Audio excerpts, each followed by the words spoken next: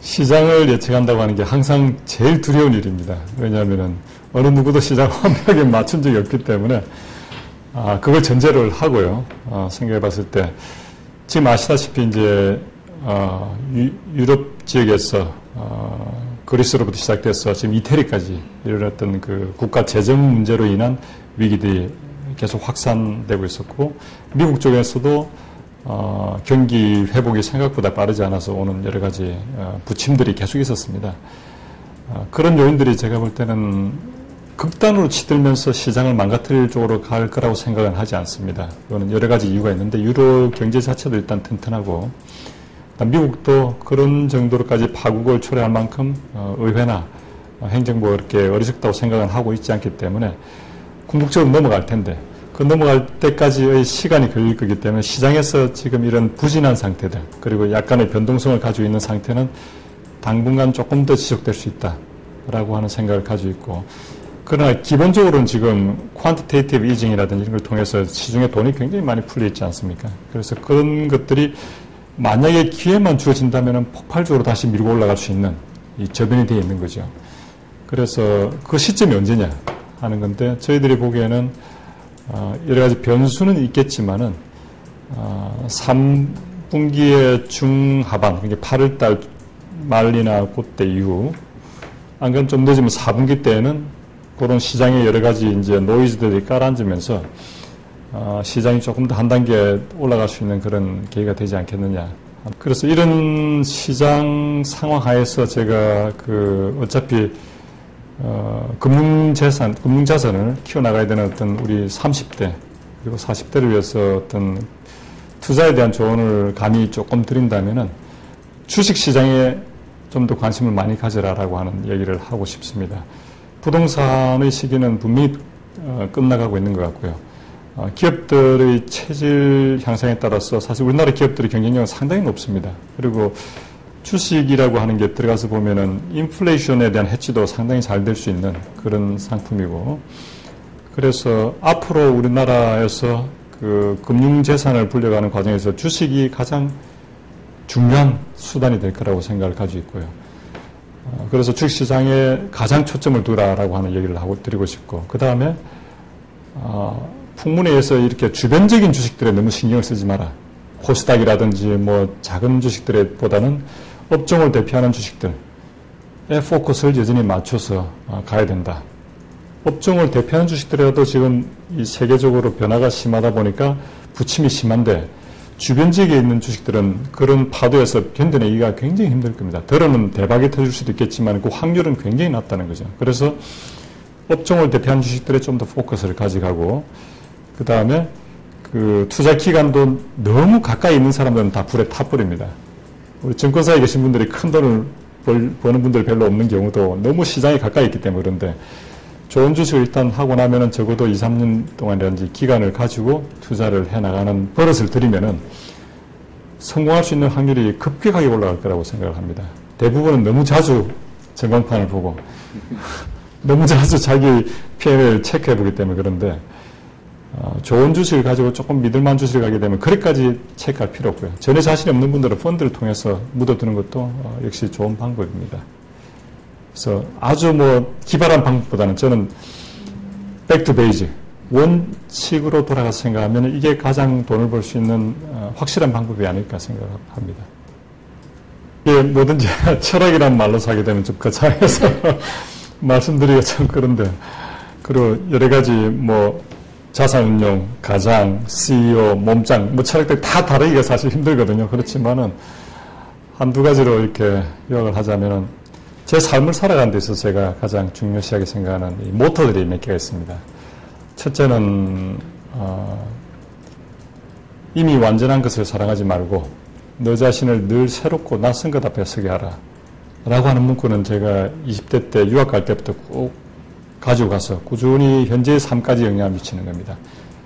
완전한 것 속에서는 자기가 설 땅이 없거든요. 뭔가 새로운 영역에 낯선 것 앞에 가서 도전을 하고 그 안에서 뭔가 쟁취하는 과정에서 자기의 성숙을 가져올 수 있고 좀 더 많은 자유를 획득할 수 있기 때문에 살아가는 자연인으로서 제가 가지고 있는 가장 큰 모토 중에 하나는 바로 그런 겁니다.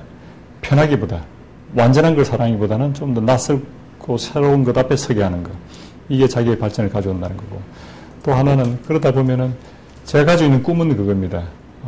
제가 임종하는 순간, 죽는 순간이 제 삶에서 가장 찬란한 순간이 될 수 있게끔.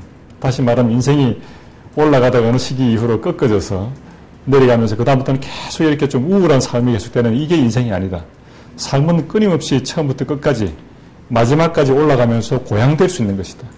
비록 우리가 주름이 늘어가고 나이는 들어가고 체력은 약해질지라도 정신세계 속에서의 어떤 그 자기의 도전과 또 자기의 어떤 그 쟁취가 있으면은 삶은 끊임없이 고양될 수 있다고 생각하거든요. 그래서 저는 제가 죽는 순간이 내 삶의 꼭지점이 되기를 바란다라는 거고, 그런 전제하에서 이제 그 자산 운용에서 제가 가져가는 원칙은 한마디로 말하자면 그겁니다.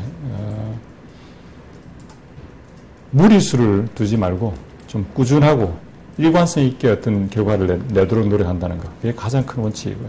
그 외의 것들은 너무나 많은 대가를 필요로 하는 것 같습니다. 그리고 가장으로서의 철학은 대화를 갖다가 가장 중시합니다. 저희 집사람하고 저는 사실 못하는 얘기가 없어요. 별의별 얘기를 다 하고 지내는데 그 대화를 한다는 게 굉장히 중요한 문제인 것 같아요.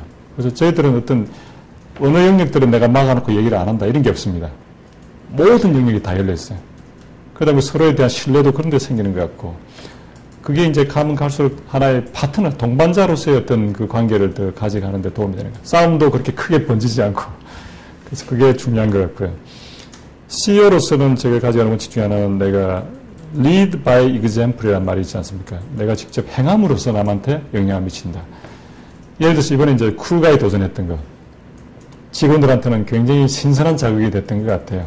말로서 몇 마디 하는 것보다도 50이 넘은 사장이 정말 그런 포커스를 가지고 그런데 도전을 해서 끝까지 이루어내는 과정에서 직원들도 50명 이상이 와서 봤어요. 부인들 다 데리고 와서. 상당히 좀 그런 것들이 긍정적으로 영향을 미쳤을 거라고 봅니다. 요즘 밑에 내려서 운동하는 직원들이 굉장히 많이 늘었어요. 그래서 결국 사장은 말보다는 행동으로서 뭔가 직원들에게 그런 것들을 보여주는 게 굉장히 중요하다라고 생각을 가지고 있고요. 또 기왕 물으셨으니까 몸짱으로서 제가 가져가는 거는 그겁니다. 운동이라고 하는 게 거창하게 예를 들어서 뭐 내가 옷 갈아입고 운전해서 헬스장 가서 하는 이런 복잡한 일이 아니라 운동은 우리 생활의 일부가 돼야 되는 겁니다. 그러다 보면 어디서나 할 수 있는 이게 운동이 돼야 돼요. 딱 한마디로 말씀드리면 저는 아침에 일어나면은 그냥 팬티 입거나 안 그러면 바자마 입은 상태로 스트레칭을 하고 바로 거기서 푸시업을 하고 윗몸 일으키기를 합니다. 이게 뭐 옷 갈아입고 헬스장 가서 샤워하고 이렇게 될 문제가 아니거든요. 자기 생활 속에 녹아있는 거. 이게 가장 중요하고 그걸 습관화시키는 거.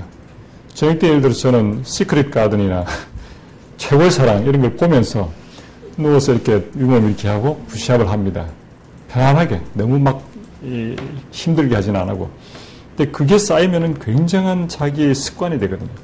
습관은 사람을 바꾸게 되기 때문에 저는 이 몸짱으로서 제가 가장 태득한 거는 자기 가장 생활 속으로 운동을 끌고 오는 겁니다. 그래서 어디서나 어떤 상황에서라도 할 수 있게끔 만드는 거.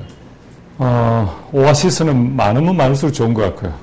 그게 많으면 많을수록 우리의 삶에서 어떤 휴식처를 가져간다는 개념인데, 저는 제 삶에서 가장 큰 오아시스가 뭔가 생각해보면 결국 처음은 가족인 것 같아요. 가족. 내가 아무리 바깥에서 힘들고 스트레스를 받고 어려움이 있다 하더라도 집안에 돌아와서 집사람하고도 그런 얘기를 하고 애들하고도 어떤 그런 대화가 되고 가정이 화목할 때 그게 가장 큰 오아시스라고 생각을 가지고 있고, 저한테는 좋은 친구들, 나이가 들어가니까 특히 그렇더라고요. 주변에 같이 정말 어울려서 같이 많은 걸 할 수 있는 좋은 친구들, 이게 정말 큰 오아시스입니다.